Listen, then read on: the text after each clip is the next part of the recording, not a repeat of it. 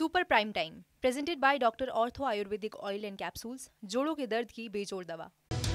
नमस्कार, आप सभी का बहुत स्वागत है टीवी 9 भारतवर्ष पर। आपके साथ मैं हूं गौरव अग्रवाल और वक्त हो चुका है सुपर प्राइम टाइम का। कोरोना वायरस से शुरुआत करते हैं इस बुलेटिन की। कोरोना वायरस का प्रसार जब से शुरू हुआ है तब से सिर्फ सतर्कता ही एक उपाय है, जिसने पिछली लहरों के हाहाकारी प्रभाव के बीच भी महामारी को काबू में किया है। लेकिन ये सतर्कता अब फिर से खत्म हो रही है। कहने का मतलब यह है कि पहली लहर में काबू पाने के बाद जब सतर्कता की रेखा को पार कर लापरवाही की दहलीज पर लोगों ने कदम रखा था, तब भी दूसरी लहर आई थी और अब फिर वैसी ही स्थिति बन रही है। यानी तीसरी लहर को आमंत्रण मिल रहा है।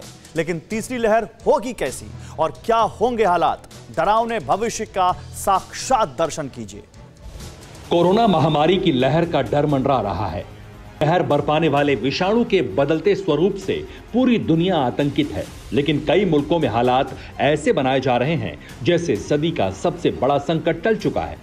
महामारी का विषाणु और भी विकराल रूप धारण करने को बेसब्र है। ज्यादातर देशों की सरकारें भविष्य के हालातों का अनुमान लगाकर व्यवस्था बनाने की कोशिश में हैं। लेकिन जहां थोड़ी सी भी लापरवाही हुई, वो मुल्क नई लहर की चपेट में दिख रहे हैं। तस्वीरें इंडोनेशिया की हैं।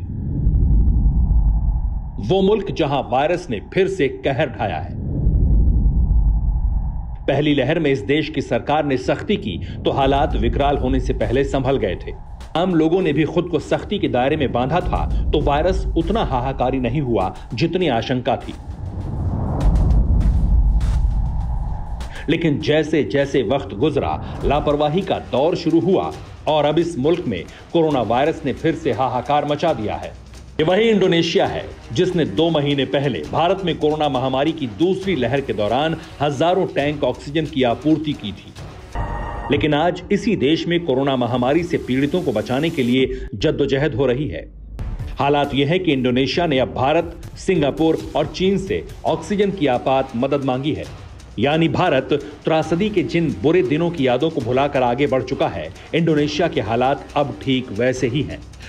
पहले इंडोनेशिया की स्थिति देखिए, फिर हम आपको यह भी बताएंगे आखिर ये हालात बने कैसे। घुटना, कंधा या कमर, चाहे जैसा हो दर्द, डॉक्टर ऑर्थो आपको देता है दर्द से पूरी आजादी, एक भरपूर जिंदगी। ये कोई टेम्परेरी पेन किलर नहीं, आयुर्वेदिक औषधि है। इंडोनेशिया में पिछले 4 दिन के आंकड़े देखें तो 10 जुलाई को 35,094 नए संक्रमित सामने आए। इसी दिन 846 लोगों की कोरोना के कारण जान चली गई। इससे पहले 9 जुलाई की स्थिति देखें तो 38,124 नए लोग कोरोना संक्रमित हुए और इसी दिन 871 लोगों की मौत हुई। इससे ठीक पहले 8 जुलाई को भी 38,351 नए मरीज सामने आए थे और उस दिन 852 लोग कोरोना के शिकार हुए थे। इन हालातों की गंभीरता को समझने के लिए यह भी जान लीजिए कि इंडोनेशिया की आबादी 27 करोड़ से थोड़ी सी ज्यादा है। यानी भारत से अगर हालात की तुलना करें तो ठीक 2 महीने पहले जैसे हालात हैं, जहां अस्पतालों के सामने लाइन लगी है, मरीजों को हॉस्पिटल में दाखिला नहीं मिल रहा और जिन्हें मिल रहा है उन्हें भी ठीक से इलाज मयस्सर नहीं हो रहा। मरीज ऑक्सीजन के लिए तड़प रहे हैं। परिवार वाले अपनों को खोने के गम से बिलख रहे हैं। शवों की कतार है। कब्रगाह में सामूहिक रूप से शवों को दफन किया जा रहा है। अब सवाल यह है, आखिर इंडोनेशिया के हालात ऐसे क्यों हुए? कुछ दिनों पहले तक दूसरे देशों की मदद करने वाला इंडोनेशिया अचानक मदद के लिए मोहताज कैसे हो गया? इतने लोग इस देश में संक्रमित कैसे हो गए? इन सवालों का जवाब भी देखिए। सख्ती का दायरा तोड़कर आम लोगों ने लापरवाही बरती। लोग बाजार और पर्यटन स्थल पर वायरस की जद में आए। कोरोना के डेल्टा वेरिएंट के कारण संक्रमण तेजी से फैला। ज्यादातर मरीजों को सांस लेने में दिक्कत आने लगी थी। इंडोनेशिया में रोजाना ऑक्सीजन की खपत बढ़ गई। रोजाना 1928 टन ऑक्सीजन की जरूरत पड़ने लगी है। लेकिन अस्पतालों में ऑक्सीजन की आपूर्ति उतनी नहीं हो रही, इसलिए स्थिति बिगड़ गई। हालात ठीक भारत की तरह हो गए, जहां दूसरी लहर में डेल्टा वेरिएंट के कारण हाहाकार मचा था। हालांकि उस दौर में इंडोनेशिया ने भारत की मदद की थी और अब भारत समेत कई देश इंडोनेशिया की मदद के लिए आगे आ रहे हैं। और अब लेकिन स्थिति सिर्फ इंडोनेशिया की ही इतनी बुरी नहीं है। दुनिया के कुछ और देशों के हालात भी जानिए। ये मैक्सिको है, जहां कोरोना संक्रमण की तीसरी लहर का प्रकोप शुरू हो चुका है। पिछले हफ्ते की तुलना में संक्रमित मरीजों के केस 29% बढ़ चुके हैं। यानी संक्रमण के मामले पिछले साल के सितंबर महीने के बराबर पहुंच चुके हैं और हालात ये है कि यहां भी अस्पतालों के बेड भरते जा रहे हैं। हालांकि टीकाकरण का फायदा ये मिला है कि बुजुर्गों के मामले अब गंभीर नहीं है, लेकिन फिर भी केस लगातार बढ़ रहे हैं। अब आने वाले दिनों का आकलन क्या है वो भी जान लीजिए। मैक्सिको में तीसरी लहर अगस्त महीने में पीक पर होगी। अनुमान के तहत यह लहर पिछली लहरों से घातक होगी। स्वास्थ्य सुविधा की कमी से ज्यादा नुकसान की आशंका है। ठीक ऐसी ही स्थिति साउथ कोरिया से लेकर अफ्रीका की भी बनी हुई है। हालात ये हैं कि साउथ कोरिया में हर दिन पिछले दिन के मुकाबले ज्यादा मामले दर्ज किए जा रहे हैं। हर दिन नया रिकॉर्ड बन रहा है। हालांकि सरकार सख्त कदम उठाने की तैयारी में है, लेकिन अब तक सख्ती नजर नहीं आ रही। नतीजतन पिछले 24 घंटे का रिकॉर्ड देखें तो 1378 मामले सामने आए हैं, जिनमें से 1000 से ज्यादा केस राजधानी सियोल और आपसे ग्योंगी प्रांत और इंचियोन से सामने आए हैं। अलबत्ता सरकार ने फिलहाल निजी सामाजिक कार्यक्रमों पर रोक लगा दी है। नाइट क्लब और चर्च भी बंद कर दिए गए हैं, लेकिन लॉकडाउन जैसी सख्ती नहीं हुई है, इसलिए केस बढ़ रहे हैं। और इससे भी भयानक हो रहा है अफ्रीका में। पहले दक्षिण अफ्रीका की स्थिति देखिए, फिर अफ्रीका की समग्र स्थिति बताएंगे। दक्षिण अफ्रीका में तीसरी लहर ने दस्तक दी है।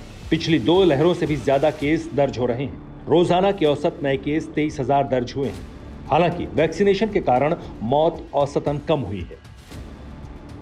ये अफ्रीका के एक देश के हालात हैं, जबकि Africa centre for disease control and prevention का जारी किया गया आंकड़ा देखें तो स्थिति और भी ज्यादा डरावनी दिख रही है, क्योंकि अब तक अफ्रीका में 58,73,990 केस की पुष्टि हो चुकी है और मौत का आंकड़ा 1,50,000 को पार कर चुका है।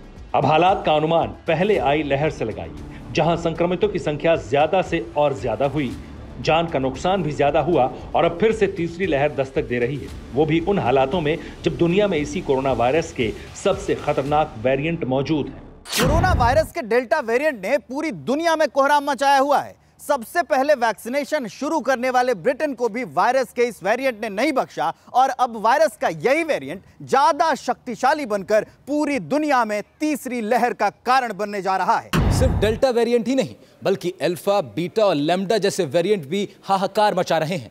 हालांकि दूसरी लहर के बाद भारत की स्थिति काफी सुधरी है, लेकिन हाल ही में आई तस्वीरों को देखकर यह नहीं लगता कि ये हालात लंबे चलेंगे। दुनिया के हालात आपने देख लिए, इंडोनेशिया जैसे मददगार देश की स्थिति भी आपने देख ली। अब भारत के बारे में बात करते हैं, जहां 2 महीने पहले तक अस्पतालों के बाहर लाइन लगी होती थी। अस्पताल के बाहर लोग ऑक्सीजन के अभाव में दम तोड़ने को मजबूर थे। हॉस्पिटल तक में ऑक्सीजन की किल्लत हो गई थी। उसी देश की आबादी ने उन हालातों से कोई सबक नहीं लिया और तीसरी लहर को खुद ही आमंत्रित कर रहे हैं।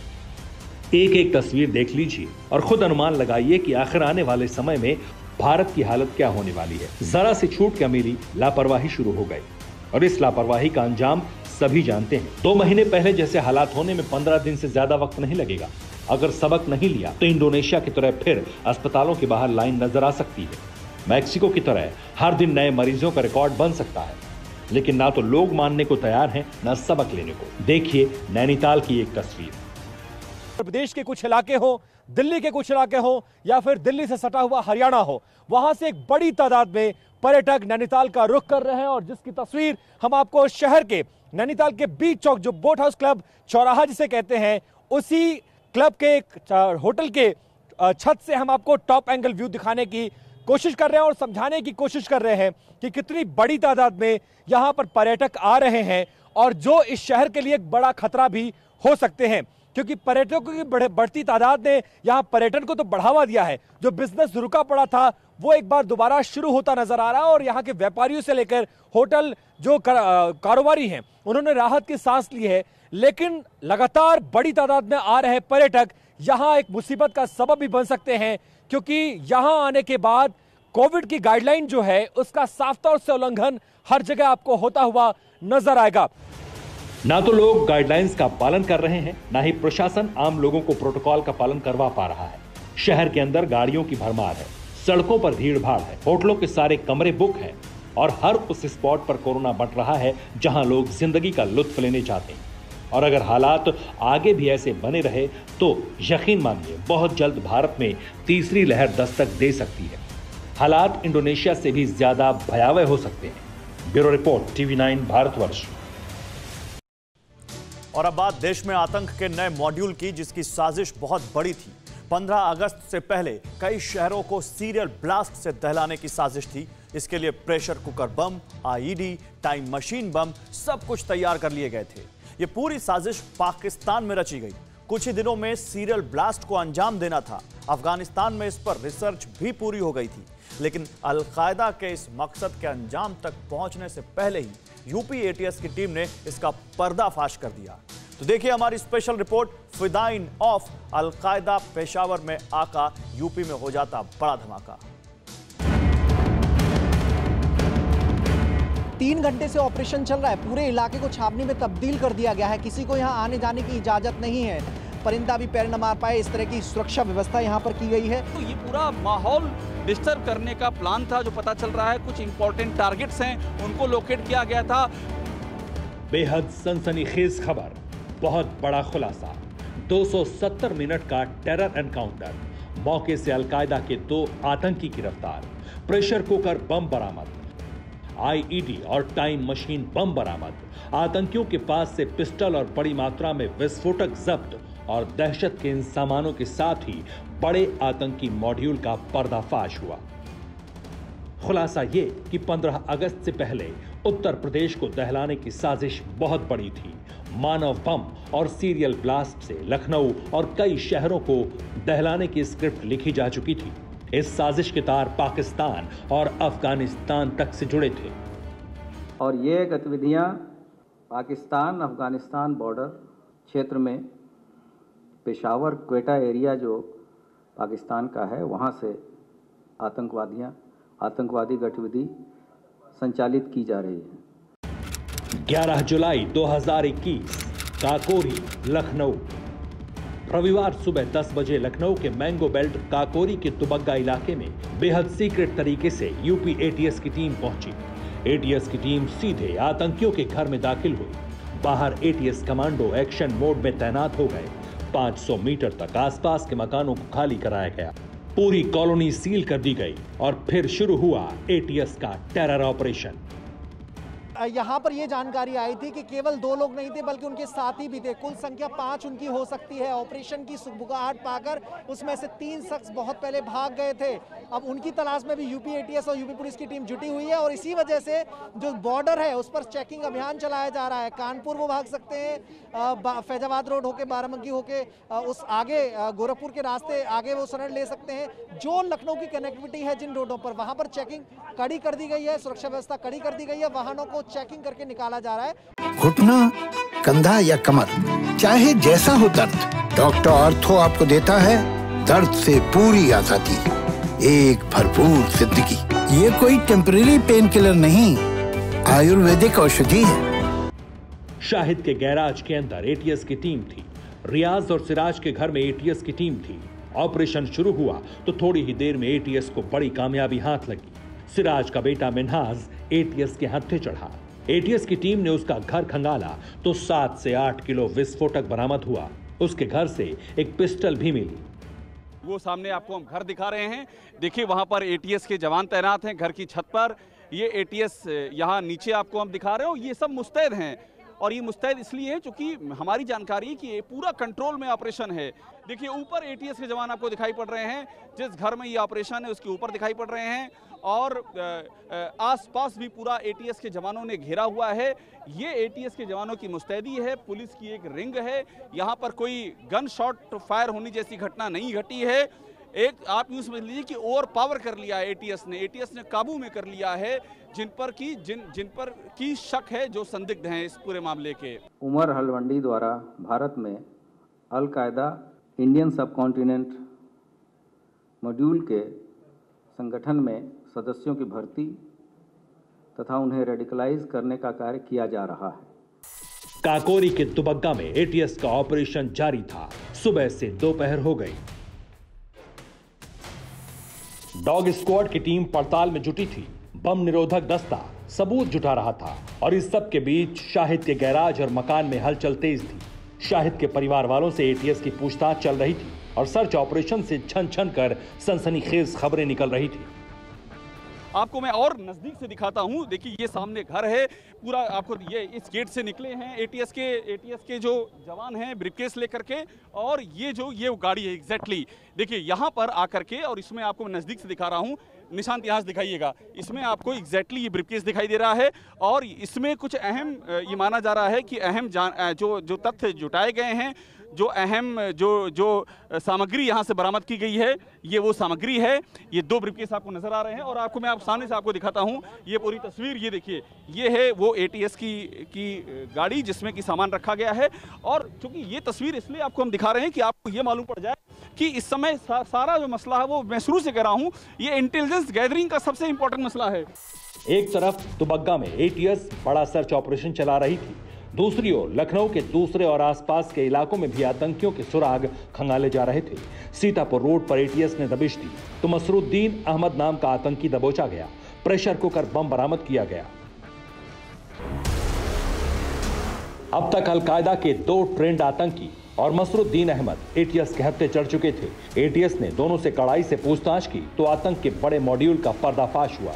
यूपी के एडीजी लॉ एंड ऑर्डर ने बताया कि 15 अगस्त से पहले आतंकी यूपी को दहलाने के लिए सीरियल ब्लास्ट की प्लानिंग कर चुके थे। लखनऊ और आसपास के शहरों में धमाकों के लिए प्रेशर कुकर बम और आईईडी बना चुके थे। लखनऊ को दहलाने के लिए मानव बम का भी इस्तेमाल कर सकते थे। बताया जा रहा है कि सीरियल ब्लास्ट का प्लान पाकिस्तान के हैंडलर ने बनाया था। पेशावर और क्वेटा में लखनऊ को दहलाने की स्क्रिप्ट लिखी गई थी, जबकि इसको अंजाम देने के तरीके पर अफगानिस्तान में रिसर्च की गई थी। 15 अगस्त के पूर्व उत्तर प्रदेश के विभिन्न शहरों में, विशेषकर लखनऊ के महत्वपूर्ण स्थानों, स्मारकों, भीड़भाड़ वाले इलाकों में विस्फोट करने, मानव बम आदि द्वारा आतंकी घटना कारित करने की तैयारी में थे। एटीएस के इस ऑपरेशन से दुबग्गा इलाके में दहशत थी। लोग समझ नहीं पा रहे थे कि मोटर गैराज चलाने वाला शाहिद और उसके 2 पड़ोसियों का घर आतंक का अड्डा कैसे बन गया। गाड़ियों को दुरुस्त करने वाले का घर गोला बारूद का गोदाम कैसे बन गया। हालांकि सूत्र बताते हैं कि लखनऊ के ये आतंकी सोशल मीडिया के जरिए पाकिस्तानी आतंकियों के संपर्क में थे। सोशल प्लेटफॉर्म के जरिए ही आतंकी आकाओं से बातचीत किया करते थे। कि यहीं पर एक तरह से हेडक्वार्टर था टेरर का, यहीं से सारी कवायद की जा रही थी, यहीं से इंफॉर्मेशन दी जा रही थी, और यहीं से आप समझ लीजिए इस रिहायशी इलाकों की आड़ में, ताकि किसी को शक ना हो। ये बड़ा पहलू है कि किस तरह से किसी को शक ना हो। इसलिए कोई जैसे आमतौर पर डेसोलेट इलाका होता है, कोई परित्यक्त इलाका होता है, कोई बाहर का आउटडोर इलाका होता है, उसकी जगह पर इस काकोरी के दुबग्गे का फिर से देखिए, ये एक निशान आपको दिखाएंगे। ये शॉपिंग कॉम्प्लेक्स देखिए, और इस कैमरा पैन करेगा, निशान पैन कीजिए और आपको एटीएस दिखाई पड़ेगी, गैराज दिखाई पड़ेगा। बताया ये भी जाता है कि अलकायदा समर्थित अंसार गजवतुल हिंद के इन आतंकियों के तार कश्मीर से भी जुड़े हैं, जिसकी तफ्तीश की जा रही है। और इन आतंकियों के जो साथी एटीएस के सर्च ऑपरेशन से पहले फरार हो गए, उनकी भी धरपकड़ के लिए यूपी के अलग अलग शहरों में दबिश दी जा रही है। मनीष यादव के साथ अभिषेक उपाध्याय, लखनऊ, TV9 भारतवर्ष। उधर अफगानिस्तान पर लगातार तालिबान का कब्जा बढ़ता जा रहा है। करीब करीब कंधार तक तालिबान का कब्जा हो चुका है। बिगड़ते हुए हालात के बीच भारत ने अपने राजनयिकों को फिलहाल वापस बुला लिया है। हालांकि तालिबान का ऐसे बेलगाम होना सिर्फ भारत के लिए खतरा नहीं है। अमेरिका, रूस और चीन से लेकर तमाम देशों के लिए ये खतरे की घंटी है। हम आपको बताते हैं कि कैसे अफगानिस्तान के पड़ोसी देशों के लिए तालिबान सिरदर्द बन चुका है। कंधार की सड़कों पर बंदूक लेकर घूमते तालिबानी अफगानिस्तान पर अपने कब्जे का उद्घोष कर रहे हैं। अफगानिस्तान के आंगन में सीना तान कर खड़े बंदूकधारी लोकतंत्र को राइफल के नोक पर टांग कर अपने गिरोह के अवैध आधिपत्य का ऐलान कर रहे हैं। ये तालिबानी दुनिया को चेता रहे हैं। काबुल के सीने पर बैठकर ये तालिबानी अफगानिस्तान के आसपास के मुल्कों के लिए खतरे की घंटी बजा रहे हैं। बेकाबू तालिबान आतंकी चंगुल में अफगानिस्तान। अलर्ट पर पड़ोसी देश। भारत ने बंद किया काउंसलेट। कंधार पर तालिबान का कब्जा विश्व के लिए खतरा। अफगानिस्तान पर तालिबान का अवैध आधिपत्य बढ़ता जा रहा है। तालिबान के प्रवक्ता का दावा है कि अफगानिस्तान का 85% हिस्सा तालिबान के अधीन हो चुका है। इसके बाद अब पड़ोसियों पर खतरा बढ़ता जा रहा है। तालिबान के अनकंट्रोल होने के बाद भारत पर खतरा बढ़ा है। पाकिस्तान, रूस, चीन, ईरान और तुर्की के लिए मुश्किलें भी कम नहीं। कंधार पर तालिबान के कब्जे के बाद स्थिति इतनी विकट हो चुकी है कि भारतीयों ने कंधार दूतावास को फिलहाल खाली कर दिया है। हालांकि भारत सरकार कह रही है कि अफगानी आर्मी और तालिबानियों के बीच खूनी टकराव की वजह से कर्मचारियों को बुलाया गया है। We are, however, carefully monitoring the deteriorating security situation in Afghanistan and its implications on the security and safety of Indian nationals in Afghanistan. Our responses will be calibrated accordingly, depending on how the situation evolves. Taliban के बेलगाम होने के बाद से भारत के लिए कई मोर्चे पर मुश्किलें हैं। भारत में अमन छिन्न भिन्न होने की आशंका है। आशंका है कि पाकिस्तान तालिबान के साथ मिलकर भारत के खिलाफ आतंकी हमले कर सकता है, साजिश कर सकता है और खासकर जम्मू कश्मीर में माहौल बिगाड़ सकता है। आशंका है कि अगर अफगानिस्तान में तालिबान का प्रभुत्व बढ़ता है तो इसका सीधा असर कश्मीर में चरमपंथ पर पड़ सकता है। कश्मीर में हालात प्रभावित हो सकते हैं। तालिबान के एक धड़े पर पाकिस्तान का प्रभाव है। ऐसे में यदि अफगानिस्तान में तालिबान की पकड़ मजबूत होती है तो भारत के लिए स्थिति बेहतर नहीं होगी। तालिबान के एक प्रमुख समूह हक्कानी ने अफगानिस्तान में भारतीय निवेश को पहली बार निशाना बनाया है। अफगानिस्तान में एक स्थायी सरकार के गठन के बाद भारत ने वहां बड़ा निवेश किया है। ये निवेश करीब $3 अरब का है। इस निवेश के प्रभावित होने की आशंका है। अफगानिस्तान में भारत शांति समझौते का प्रबल समर्थक रहा है। ऐसे में तालिबान के कब्जे के बाद निवेश के डूबने की आशंका है। सिर्फ हिंदुस्तान नहीं बल्कि पाकिस्तान के लिए भी तालिबान खतरा बन सकता है। तहरीक-ए-तालिबान पाकिस्तान बेलगाम हो सकता है। पाकिस्तानी सत्ता और सेना के लिए चुनौती बन सकता है। इसकी आशंका पाकिस्तान को भी है। अफगानिस्तान में अफरा तफरी के बीच पाकिस्तान ने सभी विदेशियों के रजिस्ट्रेशन का फैसला किया है, भले ही वो कोई भी हो। इसकी वजह है कि अफगानिस्तान से तालिबानियों की एंट्री। इधर तीसरा अहम मुल्क है चीन, जिससे फिलहाल तालिबान ने गठबंधन की खबर है। लेकिन जानकारों की अगर माने तो चीन के लिए तालिबान आगे आने वाले वक्त में एक बड़ा खतरा हो सकता है और इसकी वजह है चीन का उइगर मुसलमानों पर अत्याचार करना। दरअसल इस्लाम में कट्टरवाद की परिभाषा गढ़ने वाला तालिबान आगे आने वाले वक्त में चीन में भी कोहराम मचा सकता है। चीन को भी इसकी आशंका है। यही वजह है कि वो अभी से तालिबान को साधने की कोशिश में है। पिछले हफ्ते चीन के विदेश मंत्री वांग यी ने कहा था कि अफगानिस्तान में सबसे बड़ी चुनौती युद्ध और अराजकता को रोकने की होगी। चीनी जानकार बताते हैं कि अफगानिस्तान की अराजकता अन्य देशों में फैल सकती है। इससे क्षेत्रीय अशांति पैदा होगी। हालांकि चीन के अलावा रूस के लिए भी तालिबान खतरे की घंटी बजा रहा है। रूस के राष्ट्रपति व्लादिमीर पुतिन ने कहा है कि तालिबान मध्य एशियाई देशों की सीमाओं का सम्मान करे। ये देश कभी सोवियत संघ का हिस्सा थे। घुटना, कंधा या कमर, चाहे जैसा हो दर्द, डॉक्टर ऑर्थो आपको देता है दर्द से पूरी आजादी, एक भरपूर जिंदगी। ये कोई टेम्परेरी पेन किलर नहीं, आयुर्वेदिक औषधि है। संभावना जताई जा रही कि तालिबान के मजबूत होने पर कई लोग पड़ोसी मध्य एशियाई देशों जैसे तजाकिस्तान और उज्बेकिस्तान में शरण ले सकते हैं। ये देश रूस के पड़ोसी हैं। रूस को चिंता है कि यहाँ सुरक्षा का संकट खड़ा हो सकता है। इसके अलावा ईरान के लिए भी मुश्किलें बढ़ सकती हैं। ईरान और अफगानिस्तान के मध्य 445 किलोमीटर लंबी सीमा है। हाल में तालिबान ने दावा किया था कि उसने इस्लाम कला इलाके पर कब्जा कर लिया है। उन्होंने कहा कि ये इलाका ईरान की सीमा के पास है, यानी तालिबान का प्रभुत्व ईरान की सीमा के पास तक हो चुका है। लिहाजा ईरान पर भी इसका असर पड़ सकता है। इतना ही नहीं, आशंका है कि तुर्की के लिए भी तालिबान मुसीबत बन सकता है। लिहाजा वो भी सतर्क है। इस सब के बीच 20 साल बाद अफगानिस्तान से वापस जा रहा अमेरिका नई स्थिति से चिंतित है। यही वजह है कि तालिबान का अफगानिस्तान में भी पसरना पूरी दुनिया के लिए खतरा बनता जा रहा है।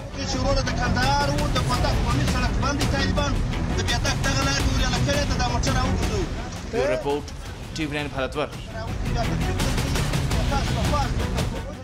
आगे बढ़ते हैं। दुनिया कोरोना से लड़ रही है, लेकिन तालिबान सत्ता पर कब्जे के लिए युद्ध का एक और प्लॉट तैयार हो रहा है। यह युद्ध दुनिया की दो महाशक्तियों के बीच हो सकता है। अमेरिका ने काला सागर में नाटो देशों को जुटाकर युद्धाभ्यास किया। उसके बाद से पुतिन बेहद गुस्से में है। रूस की नेवी लगातार आक्रामक है। क्रीमिया के पास ब्रिटेन के युद्धपोत को रूस की नेवी ने खदेड़ा। फिर ब्रिटेन के एयरक्राफ्ट कैरियर के करीब पुतिन की नौसेना ने युद्धाभ्यास किया। अब बाल्टिक सागर में पुतिन की नेवी शक्ति प्रदर्शन करने वाली है। युद्ध तो नहीं, लेकिन युद्ध से कम भी नहीं। काला सागर में अमेरिका ने दिखाया कि नाटो देशों से उलझने का अंजाम क्या होगा।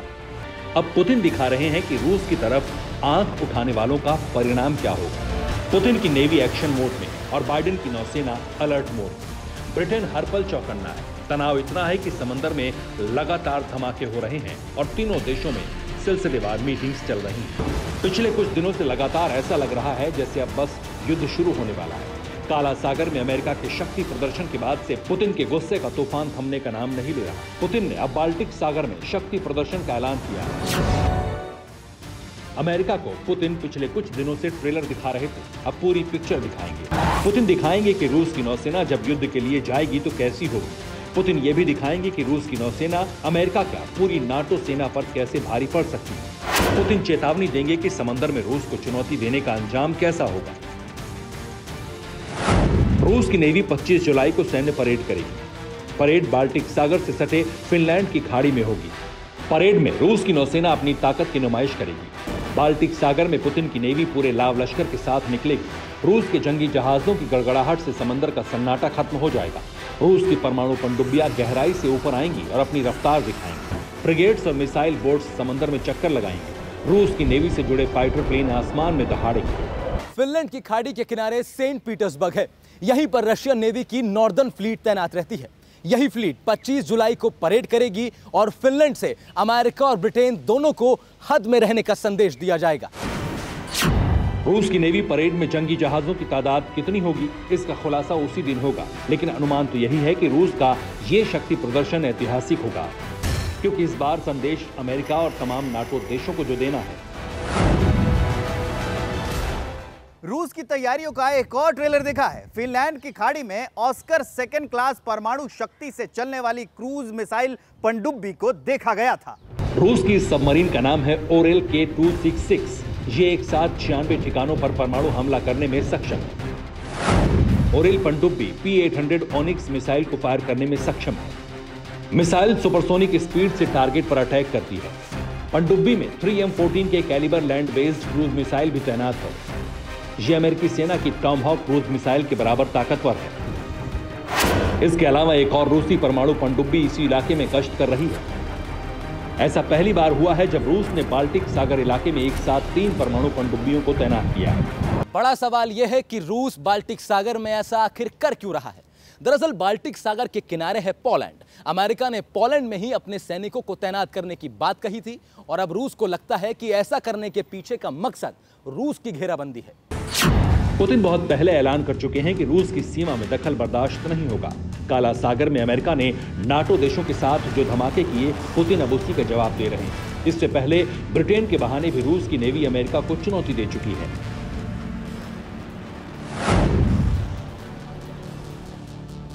रूस के पहले एक्शन की रिपोर्ट 24 जून को आई। क्रीमिया के दक्षिण में केप पायोलेंट के पास ब्रिटेन के HMS डिफेंडर को रूस की नेवी ने खदेड़ दिया। रूस की चेतावनी को मानने में जरा सी देरी होने पर रूस के जहाजों ने आग बरसानी शुरू कर दी। आसमान में रूस के फाइटर विमानों ने चक्कर लगाना शुरू कर दिया। ब्रिटेन के युद्धपोत के आसपास बमबारी भी की गई। ब्रिटेन इस पर रिएक्शन देने की सोच ही रहा था। पुतिन ने बेलग्रोड नाम की परमाणु पनडुब्बी को एक सीक्रेट मिशन पर रवाना किया। यह पनडुब्बी रूस की नौसेना का हिस्सा नहीं है। रेकी करने और परमाणु हमला करने वाली सबमरीन पर सवार कैप्टन को सीधे पुतिन को रिपोर्ट करना है। सबमरीन क्या करने वाली है, इसका फैसला सिर्फ और सिर्फ पुतिन और सीक्रेट सर्विस के कुछ अफसर करेंगे। पुतिन का अगला कदम अमेरिका और ब्रिटेन के लिए एक खुला चैलेंज है। ब्रिटिश रॉयल नेवी का aircraft carrier HMS queen Elizabeth इस वक्त भूमध्य सागर में गश्त कर रहा है। रूस ने इससे 30 किलोमीटर दूर युद्धाभ्यास का ऐलान कर दिया। रूस ने युद्धाभ्यास में परमाणु बॉम्बर Tu-22M3 को शामिल किया। रूस का ये बॉम्बर एयरक्राफ्ट कैरियर किलर के नाम से जाना जाता है। ये समंदर में किसी भी ताकतवर युद्धपोत को पल भर में बर्बाद कर सकता है। रूस ने कई मिसाइलों का टेस्ट किया और ब्रिटेन और अमेरिका का वॉर रूम 24 घंटे के लिए एक्टिव रहा। रूस को उकसाने का अंजाम अब ब्रिटेन और अमेरिका देख रहे हैं। पेंटागन से लेकर लंदन तक लगातार रणनीति बन रही है। एक बात तो साफ है कि अगर अमेरिका या ब्रिटेन की तरफ से अब पुतिन को भड़काने का कोई भी एक्शन हुआ तो समंदर का एक बड़ा इलाका युद्ध की आग में झुलस सकता है। Bureau report, TV9 Bharatvarsh. और अब बात करते हैं सोशल मीडिया पर वायरल हो रही एक डराने वाली खबर की। सोशल मीडिया पर कहा जा रहा है कि अंतरिक्ष में तूफान उठ गया है। तूफान सोमवार या मंगलवार तक धरती पर पहुंचेगा। यहां तक तो ठीक है, लेकिन दावा किया जा रहा है कि उस तूफान की वजह से मोबाइल फोन का नेटवर्क ठप हो जाएगा, नेविगेशन सिस्टम फेल हो जाएगा। कहा यह भी जा रहा है कि बिजली चली जाएगी, विमान में सफर करने वाले लोगों को नुकसान हो सकता है। इस वायरल खबर का सच आप इस रिपोर्ट में देखिए। सैटेलाइट्स काम करना बंद कर देंगे, टीवी का कनेक्शन कट जाएगा, ना इंटरनेट काम करेगा, ना मोबाइल फोन।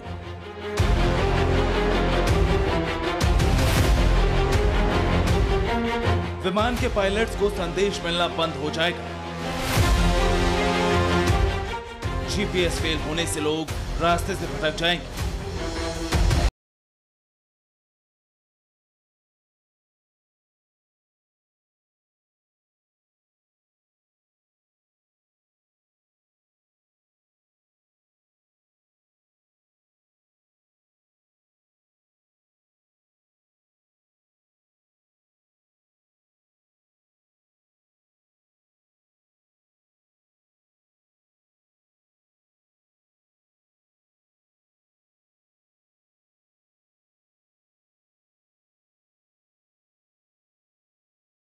विमान में आग, बेतहाशा गर्मी।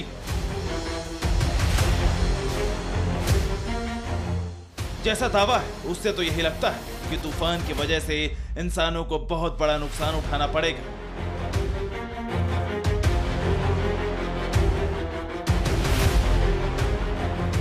वायरल खबर की पड़ताल के दौरान हमें पता चला कि तमाम दावे नासा के एक रिपोर्ट के आधार पर किए जा रहे हैं।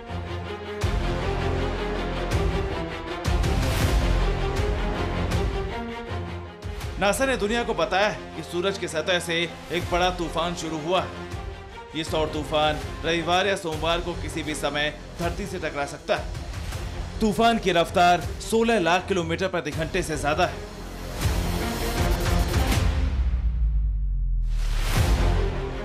वैज्ञानिकों ने चेतावनी दी कि इस तूफान की वजह से सैटेलाइट सिग्नलों में डिस्टरबेंस आ सकती है।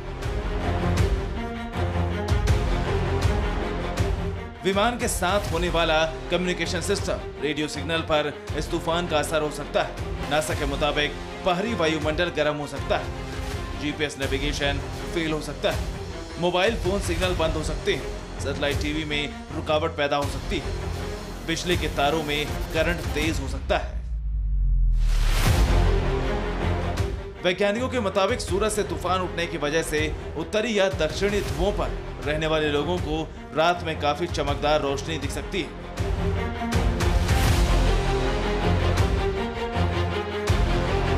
ऐसी घटना को अरोरा कहा जाता है। इस दौरान आसमान से काफी चमकीली रोशनी काफी देर तक निकलती रहती है। वैज्ञानिकों का मानना है कि तूफान की रफ्तार उनके अनुमान से भी तेज हो सकती है। अगर तेज तूफान पृथ्वी की कक्षा में दाखिल होकर पृथ्वी से टकरा जाता है तो धरती पर करीब करीब सभी शहरों में बिजली गुल हो सकती है और इंटरनेट बंद हो सकता है।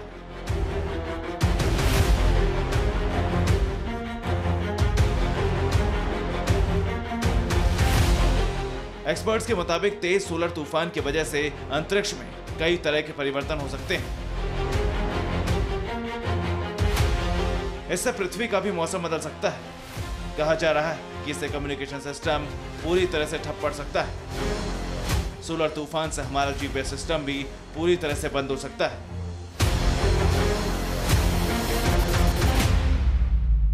उन्नीस सौ 89 में सूरज से निकलने वाला तूफान पृथ्वी से टकराया था।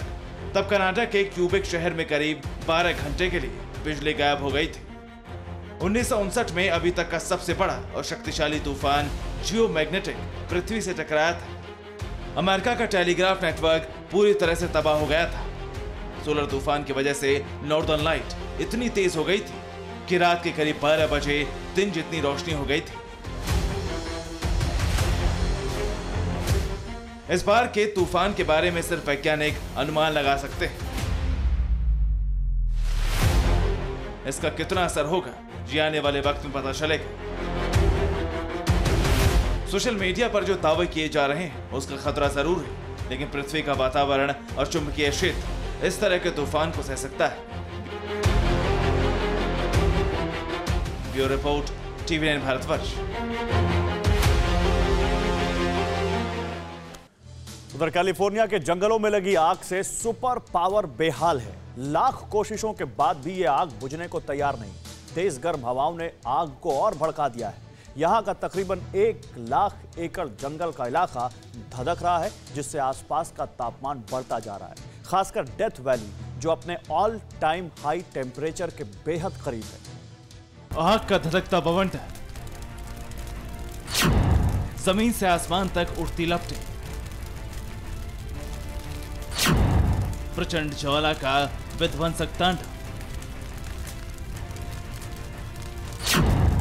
ये आग विनाशकारी आग, प्रलयंकारी आग, सब कुछ जला देने वाली आग।